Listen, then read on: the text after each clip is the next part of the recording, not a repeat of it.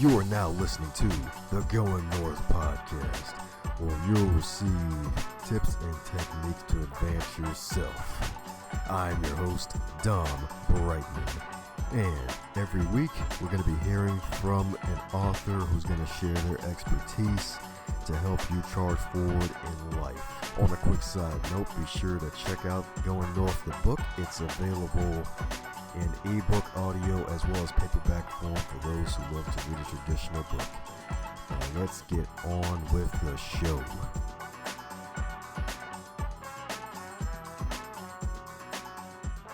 And today on the Going North podcast, we bring you some fabulous humans from across the globe. Today is no different.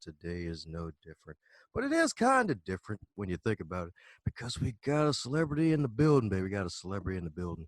This fabulous lady right here is a Canadian Portuguese yoga teacher, which is a first for this podcast, a writer, and award-winning filmmaker. That's right. She ain't just a filmmaker. She's an award-winning filmmaker, as well as the creative director and lead instructor of Bend It Like Yoga in Algarve, Portugal, and director of Kaohsiung Yoga School in Taiwan. This fabulous lady right here has so many hours of yoga training under her belt that she probably has 5 metaphorical black belts from all the yoga that she does, in addition to her educational background with a bachelor's in psychology from the University of Victoria in British Columbia, Canada. And what makes it even better is that there's a cherry on top. Her newest best-selling book, called The Journey Metamorphosis, goes deeper into the art of yoga and even helps those aspiring to teach yoga start their own yoga practice and be successful at it. So let's give it up for this fabulous lady right here, Miss LFF, who's probably somebody's BFF forever, Miss Lisa Farrah Furtado. How are you today, ma'am? I'm amazing. Thank you so much, Dom, for having me on your incredible podcast. I'm so deeply touched and honored to be here. I'm very, very grateful. Thank you so much. Oh, my pleasure indeed. My pleasure indeed. Well, enough, I think. Wow. If, and again, I'm probably so deep in this. I think you're actually the first yoga instructor on this podcast, now to think about it. That's Woohoo! Amazing. definitely the first one who's currently in Portugal at the moment. Definitely the first. Incredible. Yeah, I love being a unique guest on your show. Yes, indeed. You even have famous relatives too, which is even more amazing too. Oh, do I? Yeah. Oh, you're talking about my kid sister? Yeah, that's right, the baby. He's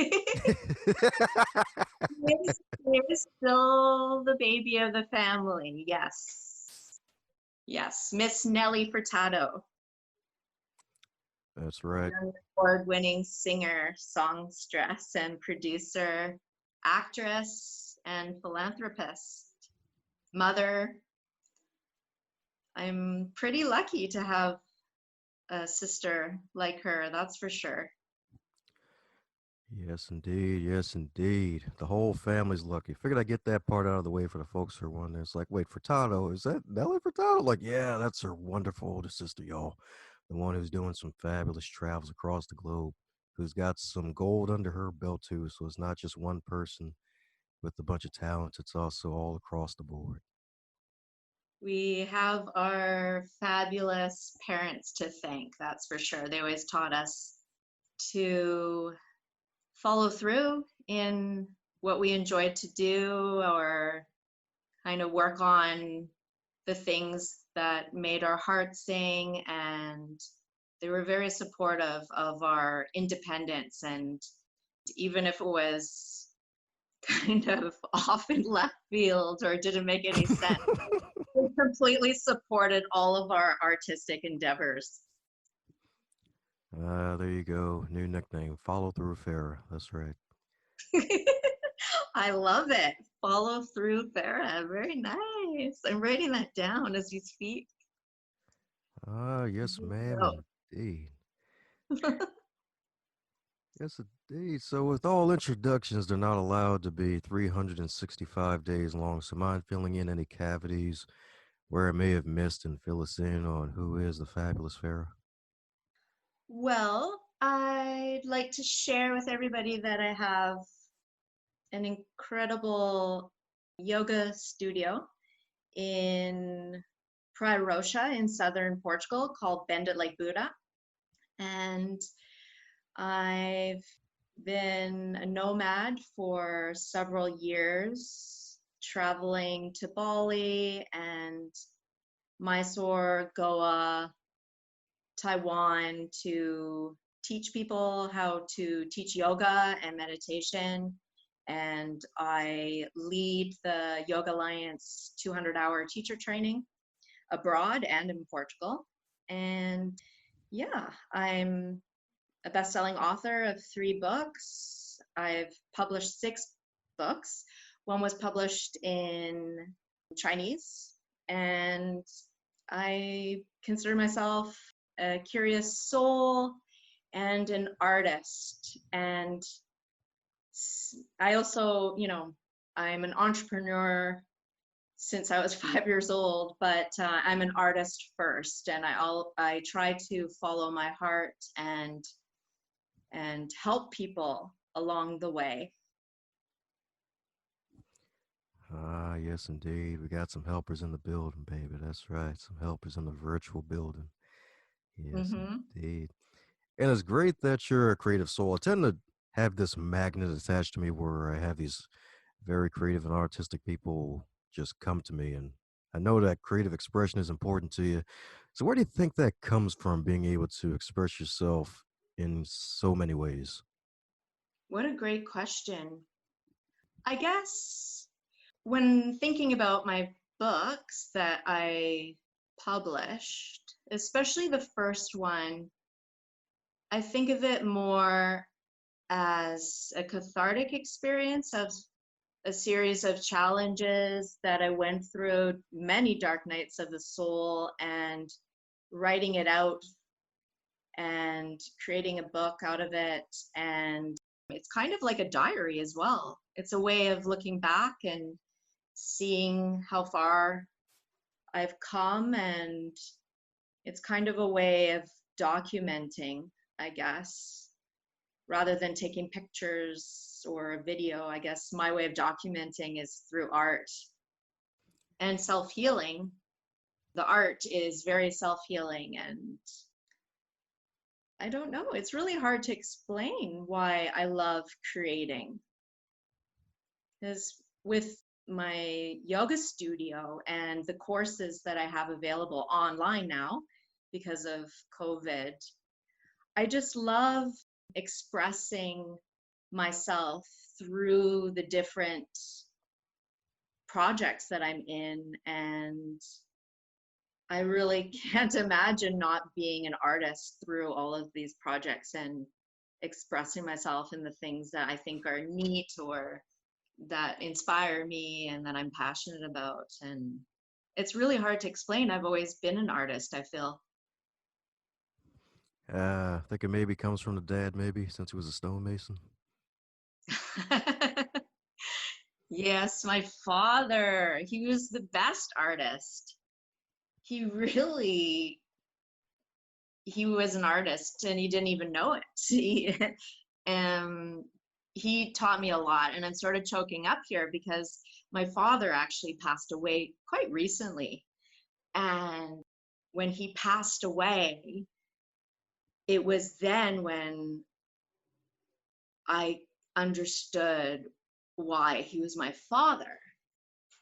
And it's because of him how I live my life now from what he taught me. And it was kind of like a new life purpose that I had through his passing.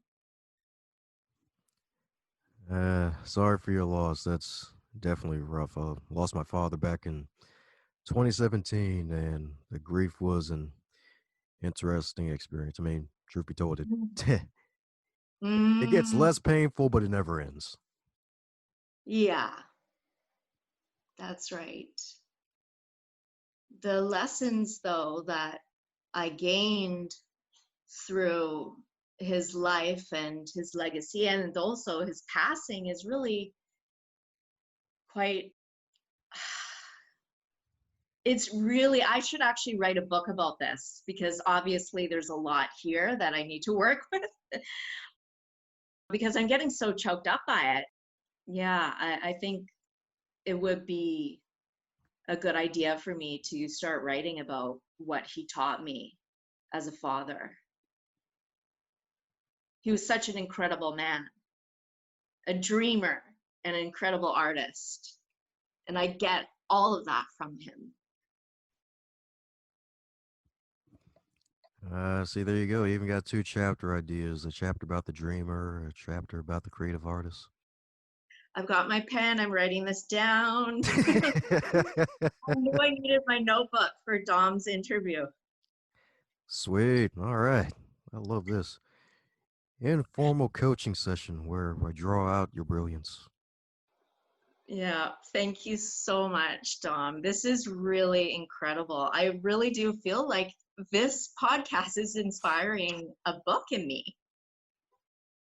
Sweet. All right. There we go. That's what I'm talking about. That's why it's the business of immortality. Get to leave a piece of yourself and others long after we're gone. Absolutely. It's so beautiful, isn't it? Ah, yes, indeed. That's right. From yoga poses to a father's love to heck, even underwater basket weaving, maybe. Is that a thing? If so, I want to try it. I might need to Google that later because I heard that reference multiple times, but it really didn't stick to me until like a couple years ago, and I occasionally pull it out just to use hyperbole and just over exaggerate stuff. That's amazing. Yes, indeed. Underwater basket weaving. I love it. There you go. If only it was underwater weaving. It's like, yeah, get your hair styled underwater. Even though that would never work. That's inspired from the basket weaving, I guess.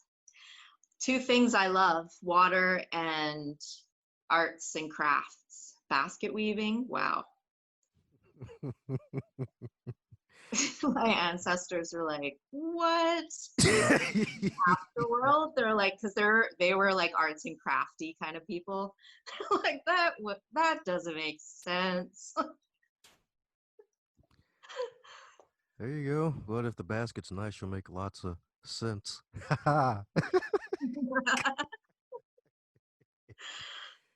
Yeah, That's right. And it's corn funny. cob number one appears. Corn cob and corny. Yep. Sorry. Yep. That's the point. Yep. This is yeah. Yeah, it's really a informal coaching session slash place where I practice my corny jokes on people. That's okay. I love corn. I love cornball comments and everything corny. I love it. Woohoo! All right. I guess the corny joke colonel gets to continue the onslaught. This is great. Let me stop. Yes, please stop with the corny jokes. But yes, indeed. But back to the fabulous lady who likes to be creative. So, with all of your magical hard work, you're able to create this multifaceted career, which is actually really life. I mean, you got this award-winning documentary, like it with all the creative expressions. What really just, I guess, pointed out to you is like, you know what? Books are great, but I want to make this documentary. Like, what inspired you to create it? I think it was always the dream writing. When I'm writing, especially with fiction, I would have this kind of dream about seeing it on a screen visually with the colors and the characters and the sounds and the drama and the dark nights of the soul and all of those things that are in any good book, and have that on a screen. And the documentary that I produced last year, Atha Gamma, which is a documentary about the science behind mindfulness and the breath and the benefits of these beautiful practices. It takes place in Mysore, India, the birthplace of Ashtanga yoga, a certain lineage that I study and I follow. And I was going to India consecutively for several years, studying with my teacher, who is in his mid 90s, Vinyasa Yoga, and feeling kind of anxious that, you know, he was coming to the end of his life, and not as many people were receiving the information as I thought that should be listening to him. I mean, of course, you know, he has thousands of students, but I kind of had this idea, well, many, many, many more people need to hear this information and to hear the transformative effect that these practices have on an individual's life. You know, yoga and mindfulness, it affects you completely. It completely changes your life in ways that you would never dream of. And so I wanted to create this documentary to share the purity of this practice, which I so loved learning about when I went to India. I was really isolated and learned so much, and I wanted to share what I learned with other people as well. I wanted much, you know, I was thinking of, you know, what about, you know, the single mom that would never have the opportunity or the financial means to go to India and study with my teacher and teachers. And so I wanted to make this documentary so that all walks of life can enjoy this practice through film. Oh, yes, indeed. Because we got yoga DVDs out there, but not yoga documentaries that incorporate mindfulness and everything else that you did. Because it's and all in 30 minutes too, no less. It's like, you know what? It's gonna be a good documentary. Folks are gonna be trying to stare at their phones 45 minutes in. I'll keep it to a half an hour so they'll be Yeah, engaged. exactly. You give it to them in little micro bits. It's easier to swallow. And, you know, time is a precious commodity, and I don't want to waste people's time. So that was the shortest that we could pack everything in. Of course, you know, I have hours of footage that I want to, and I am trying to release it, you know, in my online programs and my on my YouTube channel. So there's more to come.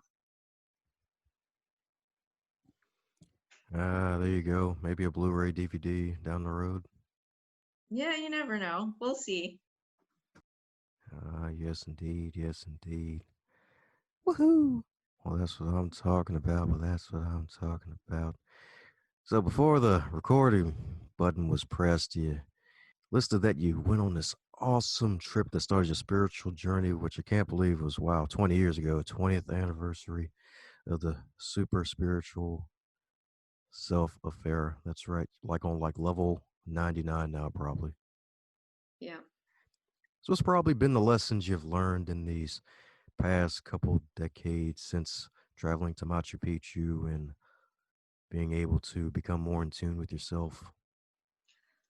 The things that come to mind as we're talking now, I think back to that pilgrimage that I went on, inspired through the Celestine Prophecy in year 2000 when I trekked the Inca Trail to find my purpose, just like the book, you know, the premise of the book.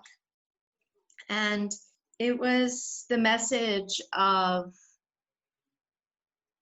being open-hearted to strangers. That was a big message that I received in Machu Picchu. And to not be so guarded. I was a young woman, you know, I come from a strict Roman Catholic Portuguese family and brought up in Canada. first generation. And so I was very sheltered as a kid. And, you know, my parents were very protective over us. And I guess I had that thing in me where I wasn't so open to trusting strangers or being open-minded to strangers. And that trip to Machu Picchu reminded me of the importance of kindness to the person that you buy your fruits and vegetables from, you know, smiling at the clerk and striking up conversations with them, asking them how their day is, and getting to know your community and your neighborhood, and showing kindness and compassion to those people around you on a daily basis. That's what that trip taught me 20 years ago. And I'm mindful about compassion and kindness to everyone, all the people that I meet, and smiling to people, especially people that look like they're having a hard time. And yeah, that's a big one for me. And it definitely is a big one. That's a 1 ton, 3,000 pound nugget right there of wisdom. Because it's like, yeah, heck, even myself, had a strict background, Christian, Baptist upbringing myself, and we're always told as kids, hey, don't talk to strangers, don't talk to That's right. strangers. And when you grow up, you realize, well, strangers are really where the growth is. Strangers is where the magic happens. Exactly. Exactly. And you know, after that trip, I decided to do something scary, or I saw as scary. Now I don't. But at that time, HIV and AIDS was coming out, and in my community anyway, and there was a community center called AIDS Vancouver Island, where I'm from. And after that trip, I volunteered. I was the president of my Portuguese community at my university, and we would raise money through our dances, through our Portuguese cultural parties and stuff, and also, you know, just showing kindness to our clients at the HIV center by driving them to their job interview, helping them to write their resume, you know, just listening to them. I have a background in psychology, and just sitting with them, having a coffee with them, and just listening to them pour out their hearts, you know. And that was the beginning of a journey of helping people. And I mean, I always had that in my heart when I was a child, but it was a passion of mine, you know, helping different community centers for several years before I moved to Taiwan. Oh, yes, indeed. That's right. That's right, indeed. 'Cause she's a nomad, y'all. That's right. Loves to wander. I wouldn't say aimlessly, but wander intentionally. Yes, curious soul. I have to see for myself. And traveling is a huge part of my life. I would not be who I am today without all of the traveling, especially living in Asia for over 15 years full time. And did you have buddies with you at least? Yeah, lots of Canadians over there. But like I had a business that I collaborated with. I was creating custom made wedding dresses and evening gowns. And through that business, I met a lot of different people.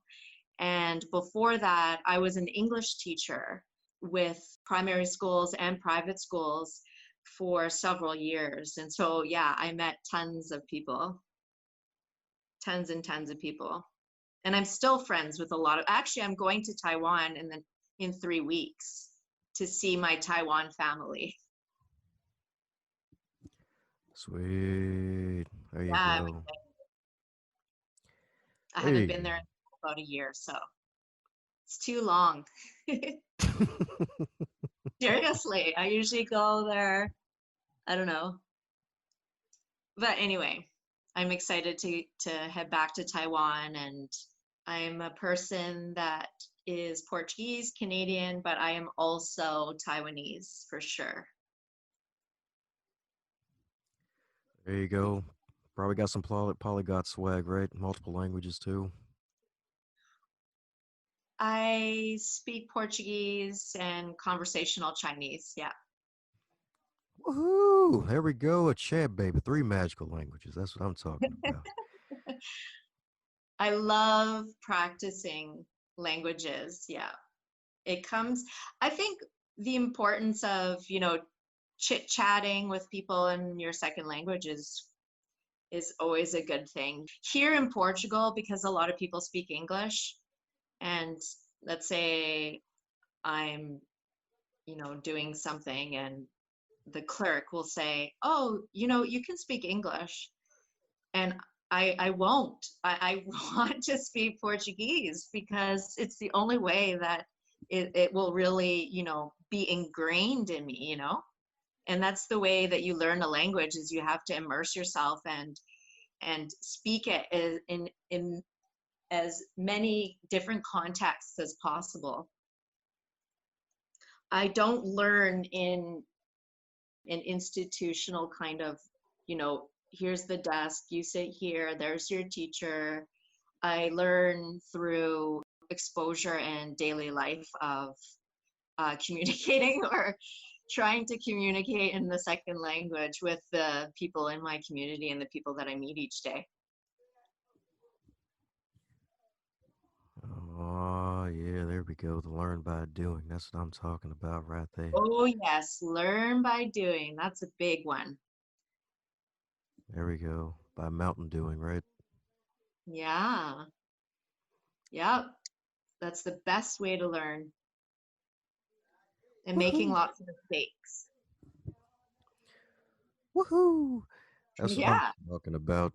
So, for the ladies who are out there traveling and looking to start their own business and maybe go overseas, is there any mistakes that you want them to avoid that you may have learned from experience that they're looking to do a model of living based off of your life so far? I would say forget about, the MBA or forget about the experience or years and years of knowledge and like just do it. If you want to do something, take action today rather than waiting for something to be perfect or, you know, thinking something's not the right timing or whatever.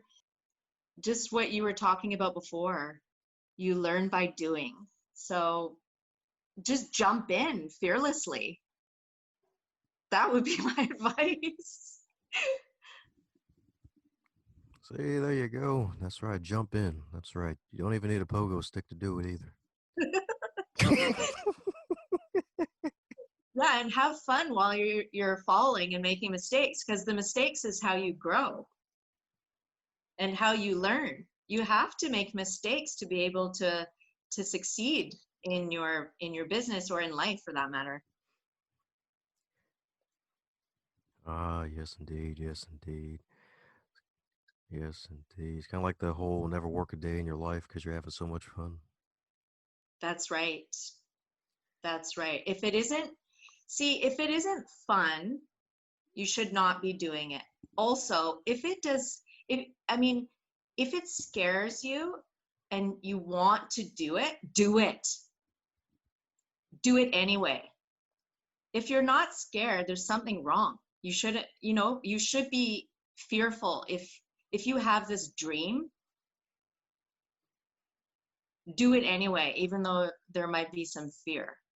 Push through the fear and be courageous and lean into it and embrace it. embrace the process. There we go. So we got follow through and we got fun. That's what I'm talking about. Yes, Oh, indeed. absolutely. It has to be fun. Yes, indeed. I was gonna say fearless too, but you know we all have fears and we gotta embrace them and just jump. Well, fearless is part of that because you're still scared, but you do it anyway. That's fearlessness in a way, isn't it? Oh yeah. I think having fear would be if you decide to sit with your fear. As soon as you act and follow through in something, even when you're not scared anymore. You're in the moment and you're liberated in the present moment and you're not scared anymore. So it is fearlessness. Woohoo! All right, she's got all three adjectives now. There we go. So what was that? Fearlessness? Yep. So we I'm got writing fear. that. So taking notes, fearlessness, yeah. Yep. And We got fun. fun and follow through. Yeah, that's right. Okay, great. I hope everybody has a pen and they're taking this down.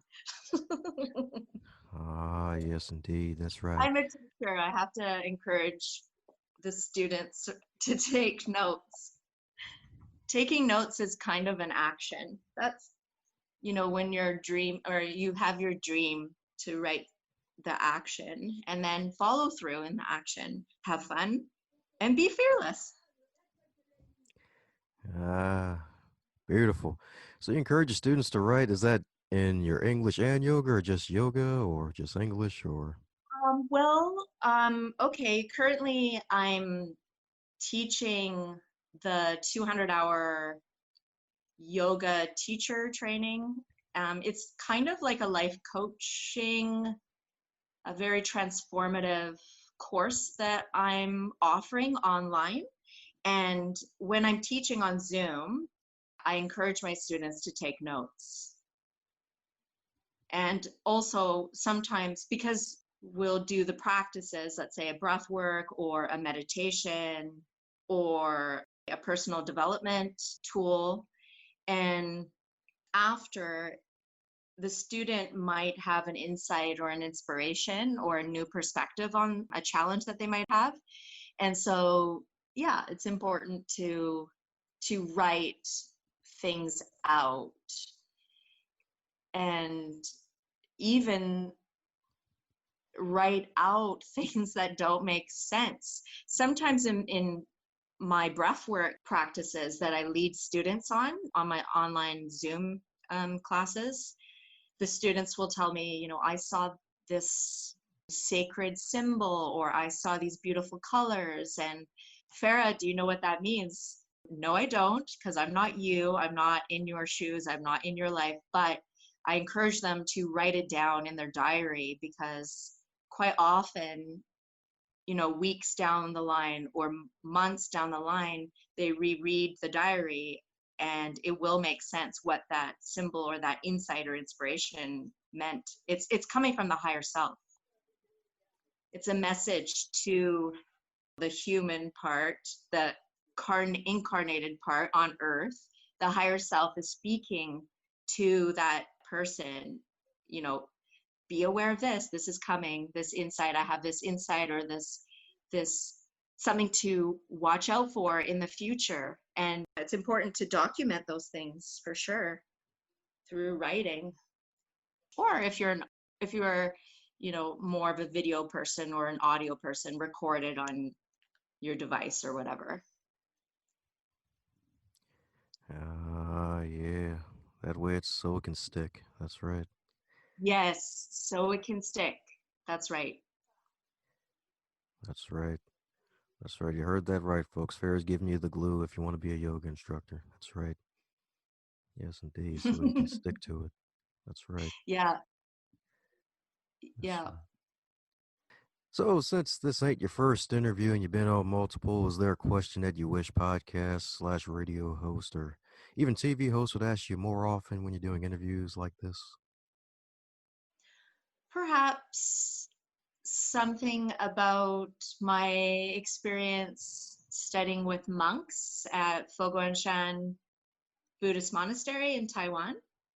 I became quite fascinated with studying meditation with the monks in Taiwan. And because I wasn't fluent in Chinese, I would have studies one-on-one with the monks that could speak English. And with this one particular monk, she took me on as kind of her assistant. And so I would be invited to all sorts of incredible retreats. I went on a silent retreat and vegetarian 101 vegetarian courses and fasting courses, Buddhism 101 courses with them. And I did this for 5 years. And I also got insider look of the life of a monk, which was quite fascinating.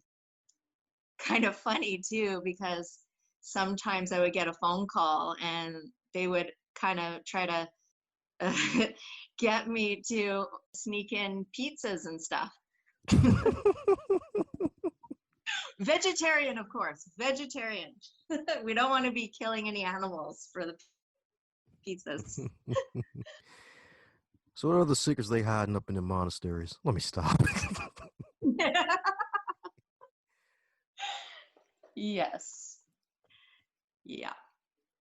But incredible experience to be able to study in a monastery that large. It was one of the largest Buddhist monasteries in the world, and eating with 500 monks in one dining hall in silence, and chanting mantras in these beautiful temples was a very profound experience on me.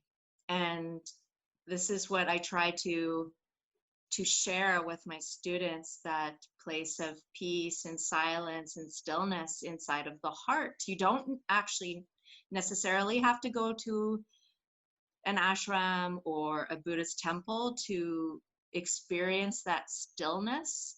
It is inside of each and every one of us, that peace and that stillness inside of the heart.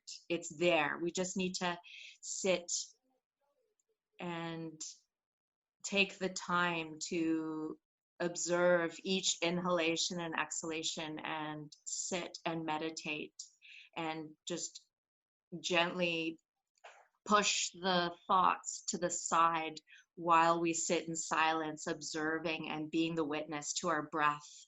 It's a beautiful gift we all have, to sit with ourselves in silence and meditate every day.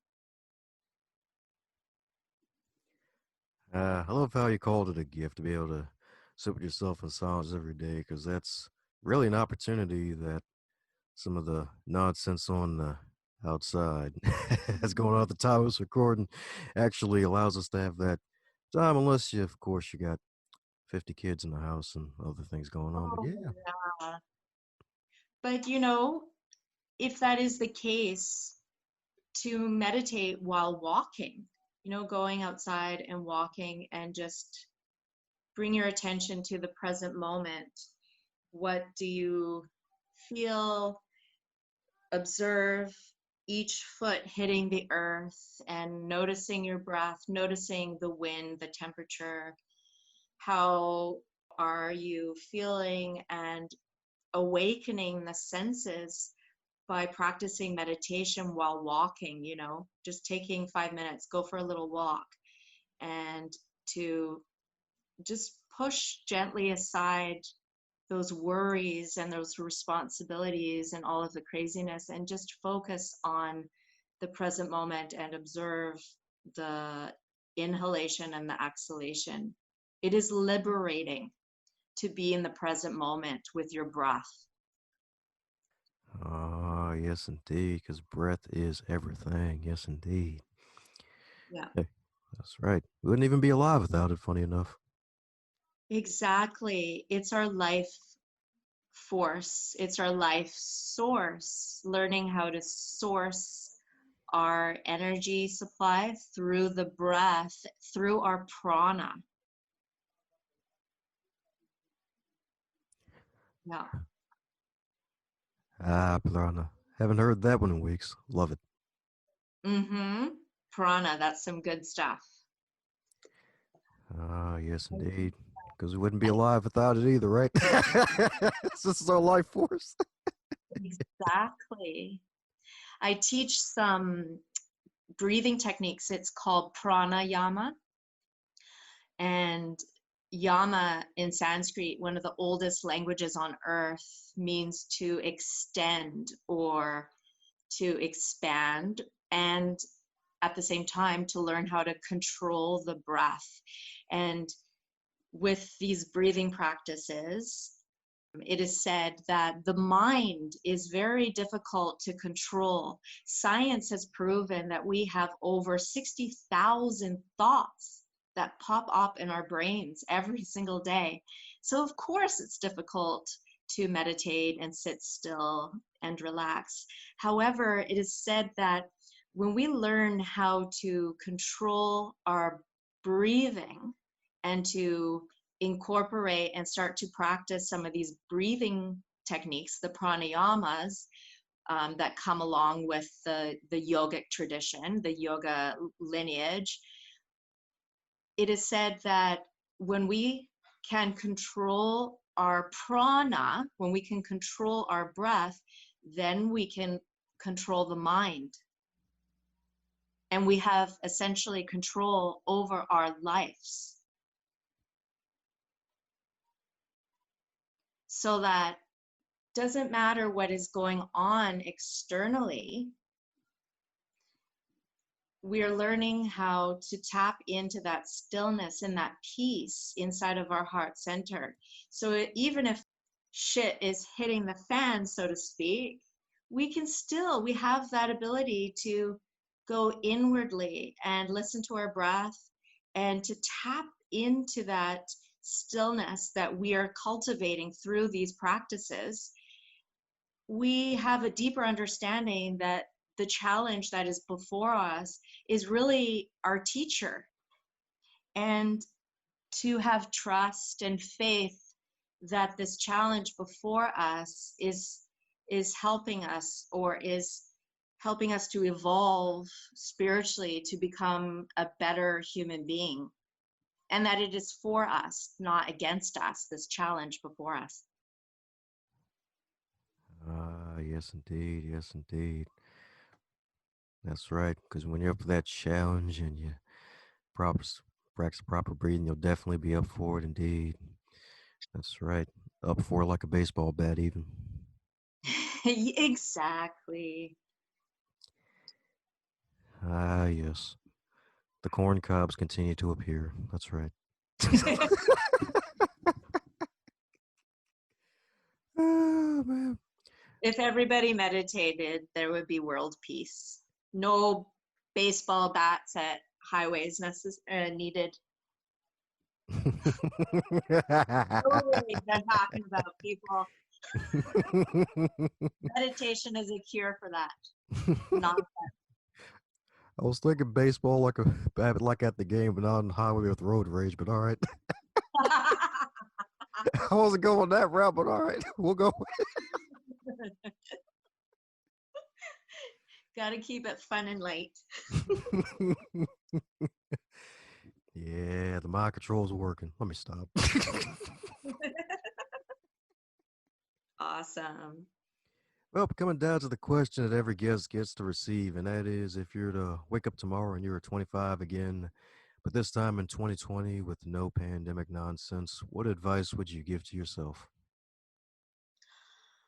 I would say to myself to get away from my devices and my phone, to get off that and explore the world and follow my heart more deeply, and to not be scared of making mistakes and meeting as many people as possible. and drawing into and leaning into the eccentrics and the explorers, the pioneering artists. And I would get out and travel more, I would explore more and be an adventurer rather than the worrier.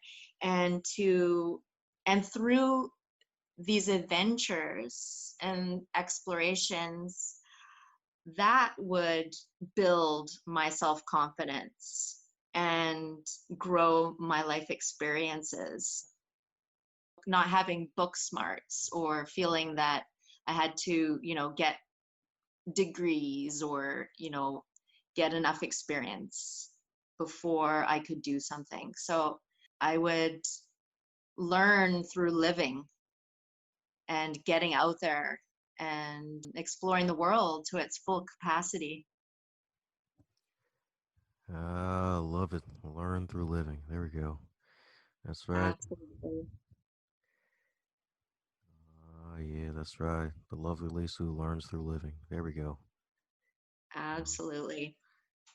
Uh, And, I understand that many young people today, because I work with so many of them through yoga and meditation classes and whatnot. And the thing that they express to me the most is their lack of self-confidence and their anxieties. And this is what is preventing them from, I guess, starting on the path to their dream. So getting out of your head, I guess, and just what we were talking about, learning through living and exploring the world, and not to be afraid to make mistakes. It's never going to be perfect, so you might as well do it, because I believe that we are all perfect already. We were all born perfect, whole, and complete. There's nothing to add, there's nothing to take away.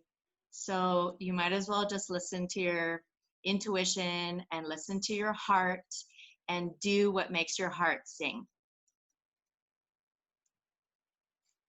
ah, there you go. Sing at that soprano level, right? No, I'm not singing. You'll have to join, you'll have to sign up for one of my classes to listen to my mantras. That's